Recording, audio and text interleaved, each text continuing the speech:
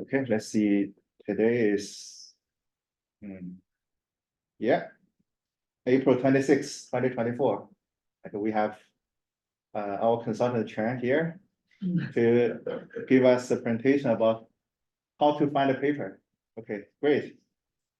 Yeah, so today is just based on my experience. Maybe maybe it's not the most efficient way, but I think it works on me.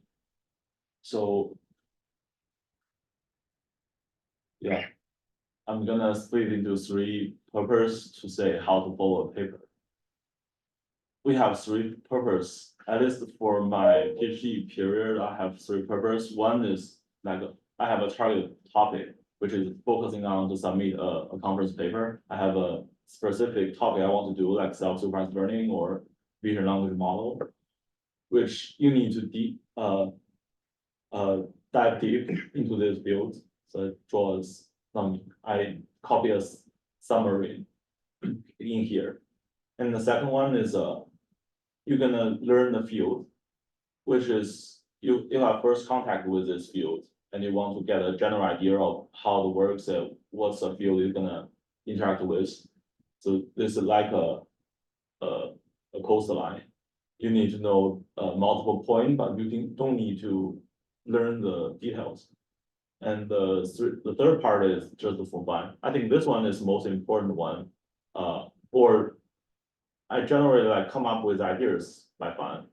So I draw a figure, like there's some cartoon figure characters, which is you don't need to have pressure on reading this kind of paper. And when you don't have pressure, you can come up with some interesting ideas.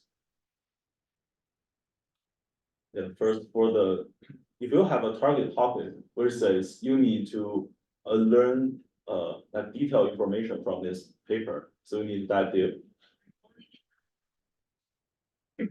Yeah, and second thing is if you want to publish a conference paper, you need to have the latest ideas or the latest progress on this field. So you need to acquire the most recent papers on the website. And third one is you also need to learn the method, not just the ideas. Because you need to reproduce the performance, or you need to implement the pipeline. So you need to learn the method, which says one thing is if the method can be re-implemented, or you also need to learn the method in detail to see if there's any room to make the improvement. So for this field, the most important tools is Google Scholar. Here I just want to say, like the general idea is you can just input the keywords in the Google Scholar and read the list. And there's another section is recommended articles. I think there's a button to turn on this recommended articles. The articles is based on the most recent search, your search on the Google Scholar, and it will recommend the most recent papers. You can see from my list, it will recommend the self-supervised learning or the vision language model is based on the interest of your research. And the disadvantage is the quality is not stable because it just come from it's searched based on the keywords. It's not based on like it has been accepted by the top conference. It can come from like archive or some low impact factor journal. So you can just go through the list recommended by the Google Scholar. And also, when you find a paper, like when I find a paper which has been accepted by the top conference, that means the paper has some point which is valuable. So I can use this paper as an anchor. Here I take the TLEAP paper as an example. You can find from the paper motivation or the introduction to see how the idea come from by this anchor paper. And it's gonna refer or cited lots of other famous paper because the famous researcher also gonna look other famous research or valuable research work. So here I can find a lot of relevant idea from the motivation or the introduction section from the anchor paper. And I'm gonna look into this citation to see if they can satisfy some of my guess. And besides that, for this kind of anchor paper, anyway, I'm gonna read this anchor paper, but how much time I'm gonna spend on this paper depends on if the paper have the code base or the data. Because if the paper idea is valuable, I can learn this idea in like 5 minutes or 10 minutes. And I can learn this idea if they can use in my paper. I'm gonna check if they have the code or data. If they have that, I can spend another 1 day to re-implement the paper and to see if it works on my idea to do a quick check. But if not, the paper just stop at the idea level. So I'm gonna skip this paper and to see if they have a paper which provides same idea and they have the code repository. I'm gonna spend more time on that paper. And so the anchor paper means it has a valuable idea, but it doesn't mean it can be your code base for your project. Right. Yeah, this is for the if you have a target topic. If not, and there's another purpose says we can learn this field, which is we can grab the general idea from this fields. Here I list a word cloud for the large language model. You can see they cover a lot of heated topic, and for each word they represent at least one paper to propose this keyword. So if you want to learn these fields, it's impossible to get in to learn a lot from each paper.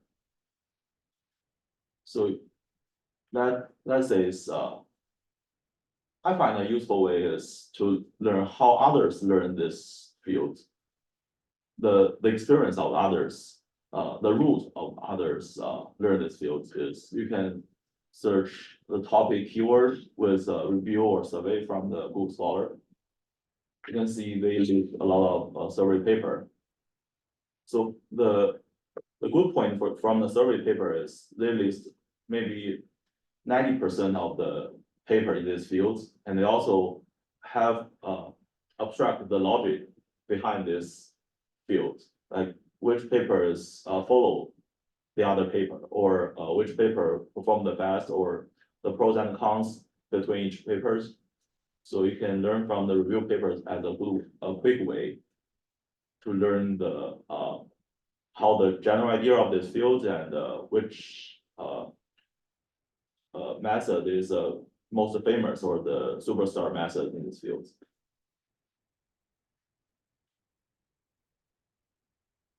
And also another way is I think especially in the most recent years, like 1 or 2 years, they publish a lot of blog and tech report. The blog is kind of trivial because a lot of researchers, they're gonna record their research progress, and in some point they're gonna summarize the whole progress into a report, into a blog.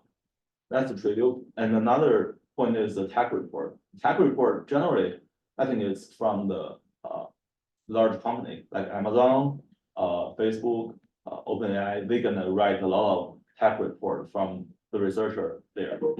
And their experience, they're gonna contact with the most advanced methods. So for their tech report, they have a clear description on the methods from their company or in this field.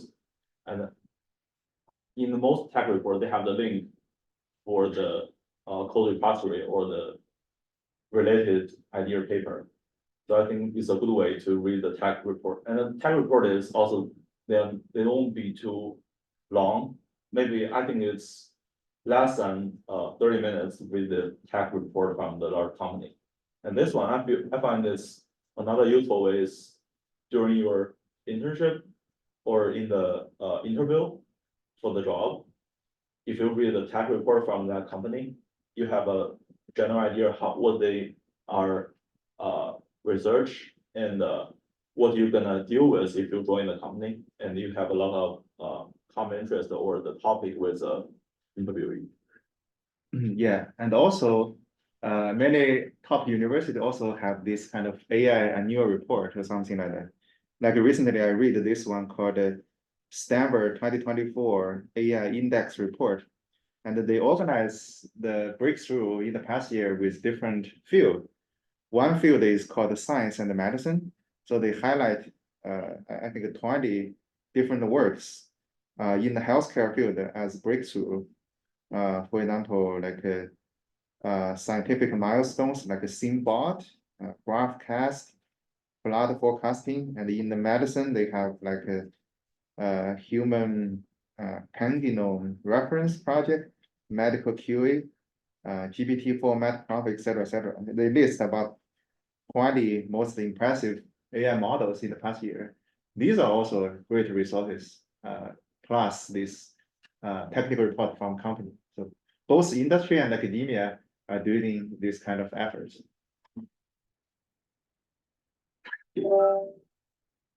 No. Also, is another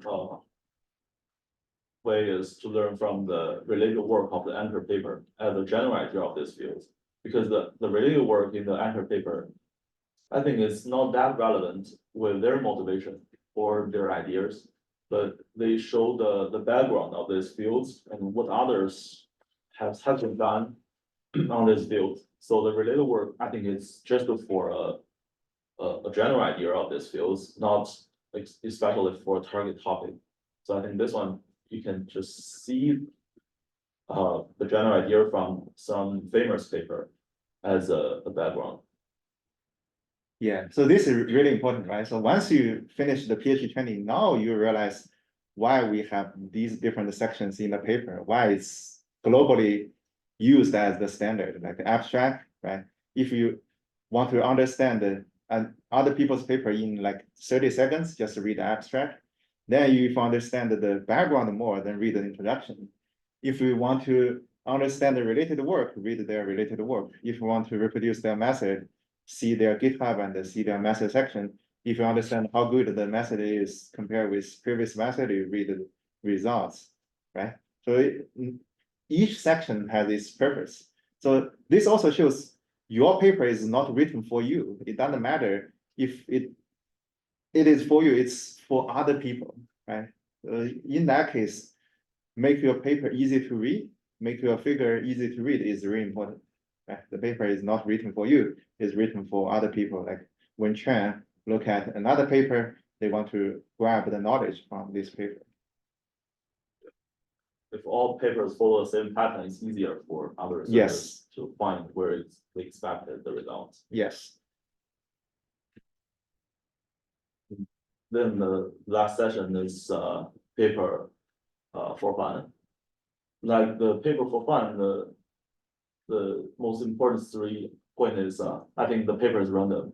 You don't need to pay attention to a specific topic. It can come from some app or some subscription or some recommendation from your lab mates. And also say you're gonna meet the paper anytime that you just random see the apps or the post from your cell phone. You can see the paper as a for 1 minute fun. And they also don't have the specific topic. So because I think the idea is not always not exactly from the same topic or the same papers on your fields. It may come from like a overlap with other fields. You can see if the paper from other fields can inspire you with some new ideas. And the last point I think is the most important is there's no pressure on this paper. You can read it or not. There is no pressure or requirement from Dr. Kuo. Right. So like it's all like on your volunteer. So you can just, if you have interest, you can dive into this paper. If not, you can just skip this paper.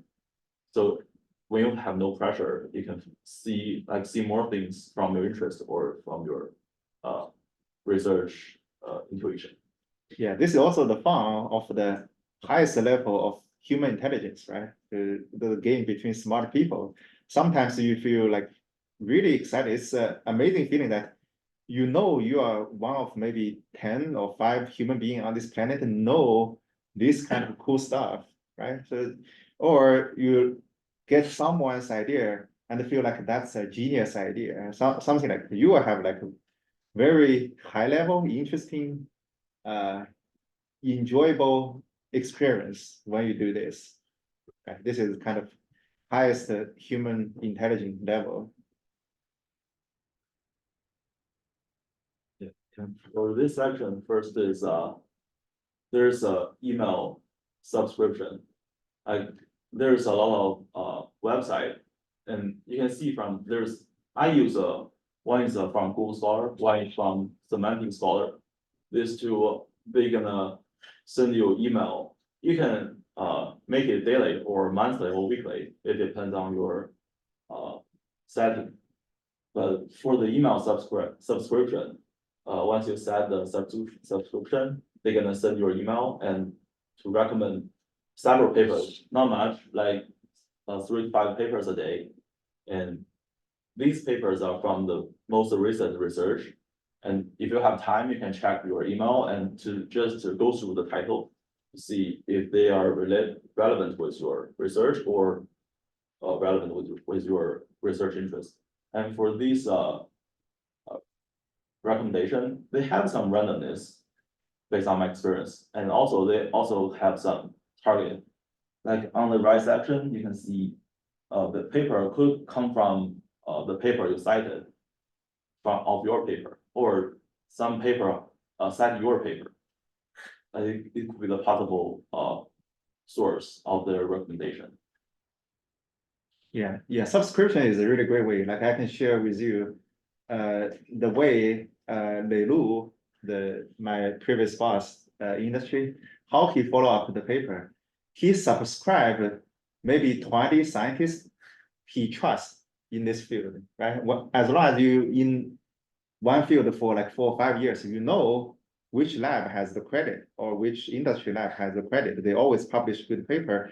They always publish the paper people can reproduce, and they generally give good idea. So you can subscribe those guys in Google Scholar. You can put their name, subscribe paper, and every time if there is any paper from their group, you will see that. So this is how he follow up with some good paper. He has wide list for maybe around 20 good groups, something like that. And I remember when I joined the company in the first day, he shared a Dropbox folder, which is 4 terabytes about paper. So those are the paper he has read in past 5 or 10 years. 4 terabytes of paper. So I think he still read like 20, 30 papers each day right now. Okay, great. And another resource is from the LinkedIn. This one is from the recent like 4 or 5 months when I started looking for jobs. I use LinkedIn more frequent. And from LinkedIn, the other researchers, like in your research network, you're gonna have some friends and they're gonna post their research work on LinkedIn. And I think on the last section is one of my friends. She always posts his research work in several sentences and append with a code link or the paper link or the data link, and shows a funny figure to show what the figure want to solve. And here they use a GIF, a GIF figure to shows what their paper purpose.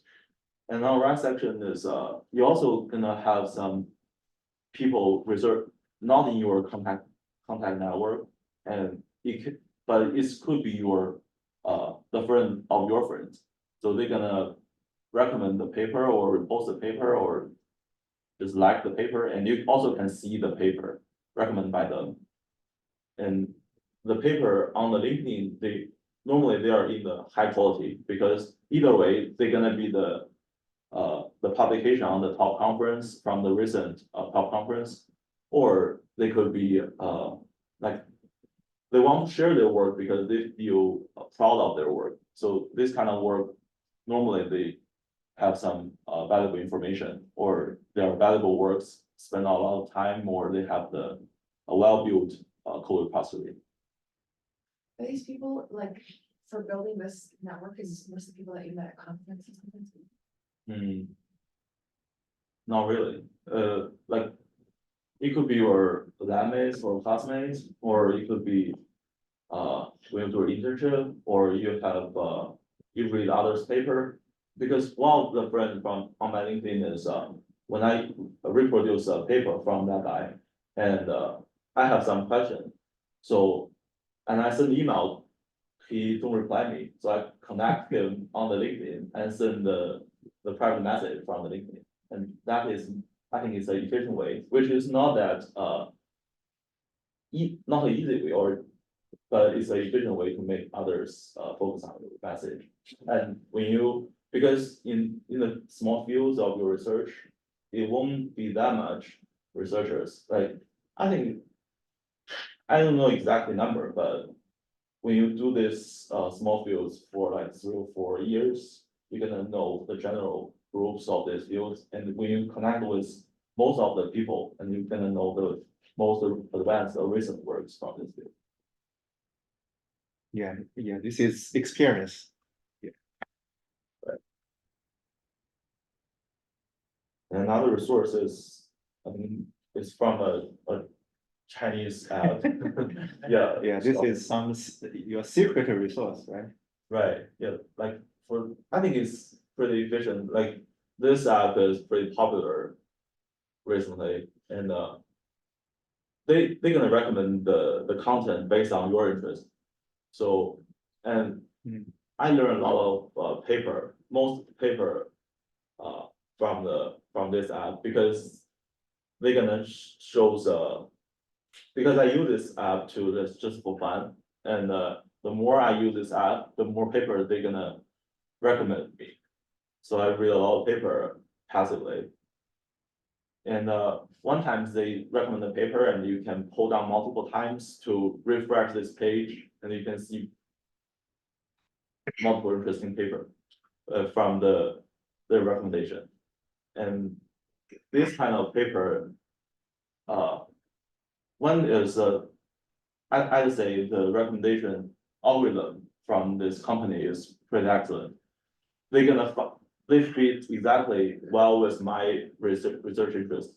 So I can learn a lot of, research work and save time to search the paper on the website. Yeah, this is actually really important, because now China has 3 times as many PhD students compared with United States, 3 times.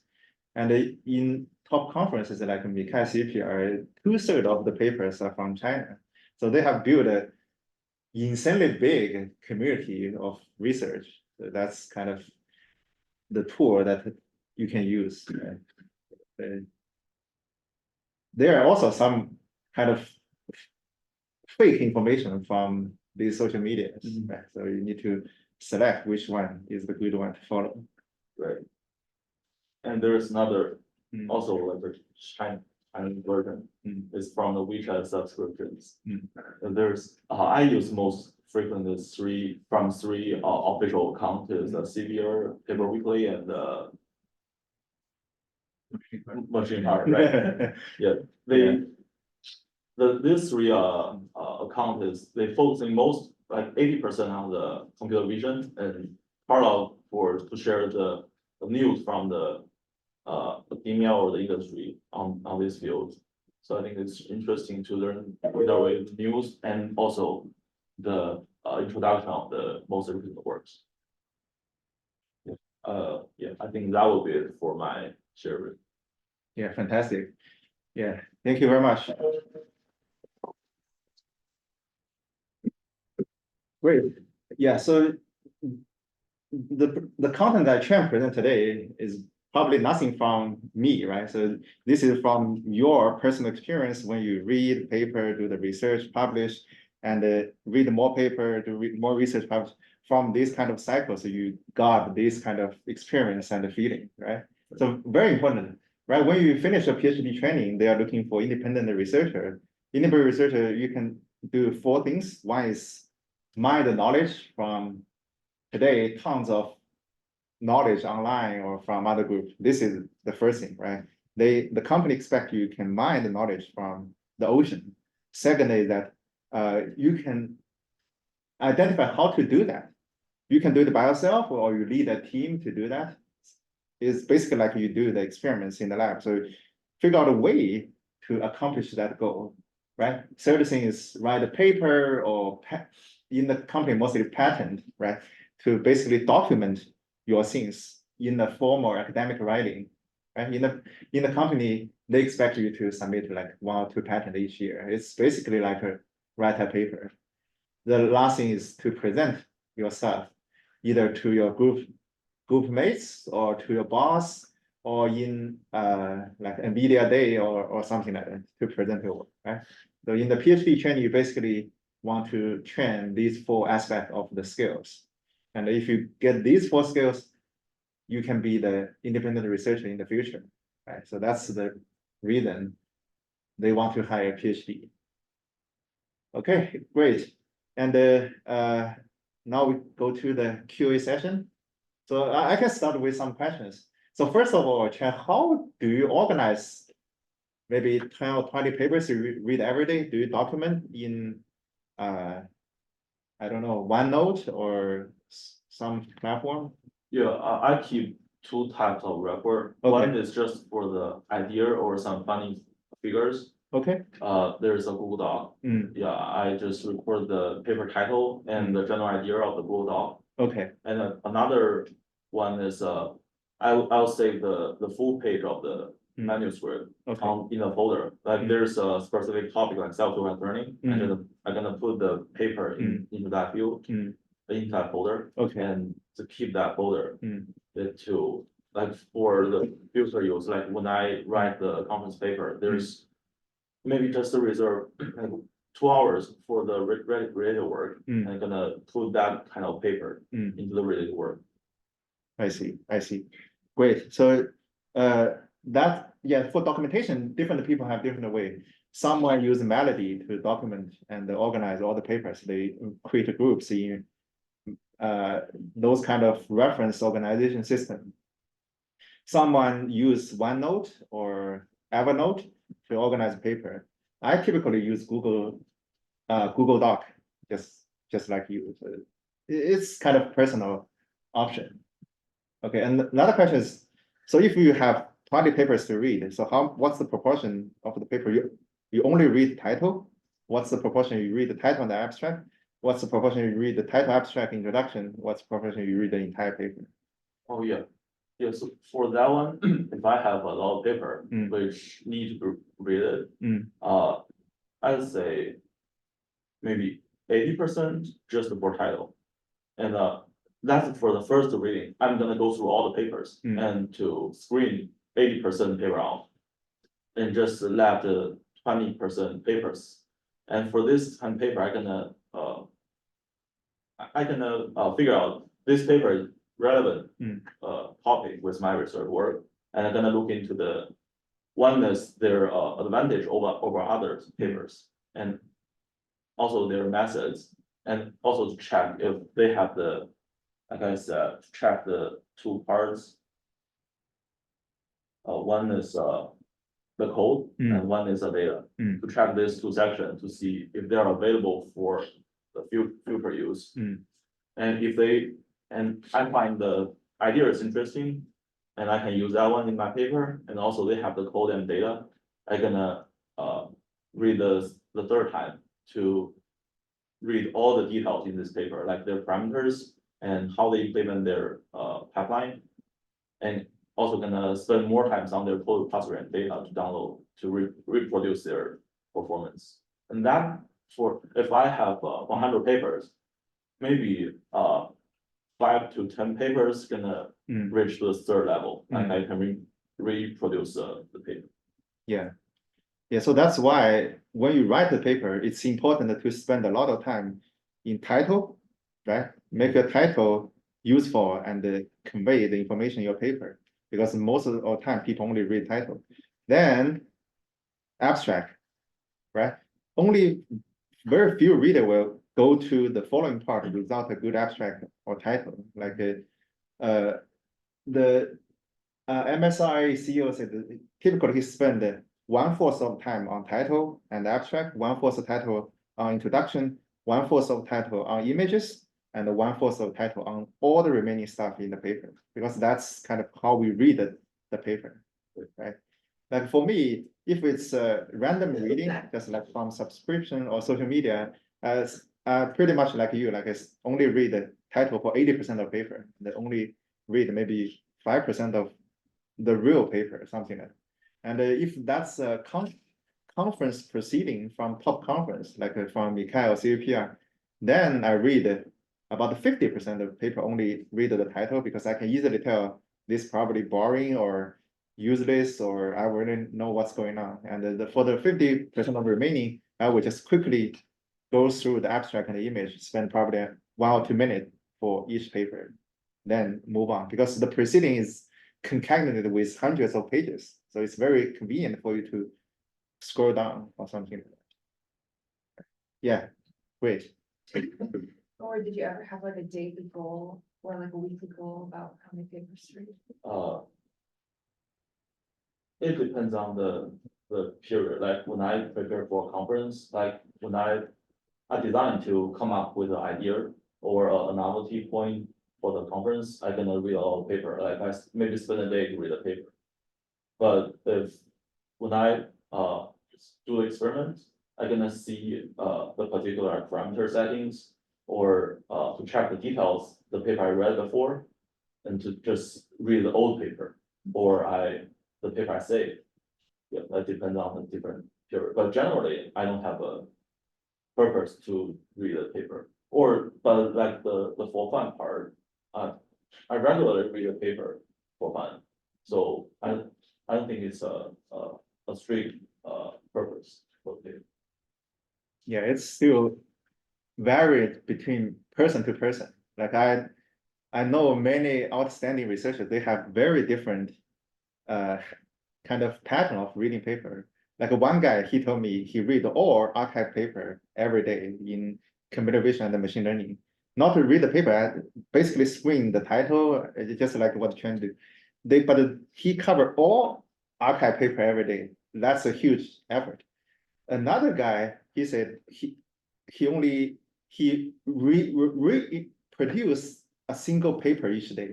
He don't go very broad, he go very deep. He said he reproduce 1 paper every day, something like that. So it's varies. For me, my personal experience that in my first and second year PhD, once I published my first paper and understand the game of academia, I read all papers in past 3 years Mikhail. Because at the time I have no idea what the landscape is. But after I did that, I understand, oh, some people are doing diffusion image, some people are doing pathology, some people there are many cool, interesting stuff outside your scope, right? And in the third year, I start to read all the CVP or ICCV NIPS paper in the past 3 years.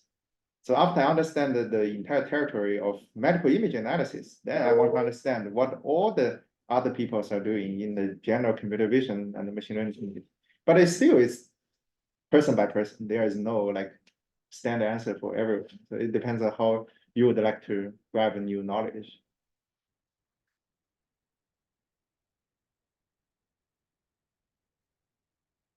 Any questions? Yeah, this is a really great opportunity to kind of discuss this kind of thing. This is especially when you become senior and senior, right? If you work in industry for 10 years as a scientist, probably most of the time you spend are reading papers and do the presentation rather than do the specific experiments, because you will have a team, right? So you have a team to work on the science, but your direction is very important. If you go to the wrong direction, you basically waste the entire team life, right? I talk about many people about the happiest time in their life. 80% of people say the PhD and the postdoc time period are the happiest time in their life, because during that time, you basically work for yourself, by yourself, right? You don't need to take care of your team members or something like that, right? And another good thing that if you screw up, you screw up yourself. But if you're a team leader, if you screw up other people's life. So that's another level of pressure. Yeah, so it's important to gain the skill of mine knowledge from this data, like millions of paper every year, and find out a correct way to go from A to B. Do you have any different techniques on how to read and synthesize paper if you're just reading it for yourself versus if you know you have to like do some kind of presentation on it, like a journal? Yeah, there's like I said, like for the journal club, it could be like the second level. I'm gonna see the ideas of the paper, because normally the first level is I'm gonna learn which topic or which field the paper belongs to. And second level is you're gonna figure out the ideas and the method of the paper. And third level is you're gonna re-implement the paper. And I define a paper which I need to read in detail, which is the second level. That second level will apply to the journal club, and when you search for idea, that kind of purpose.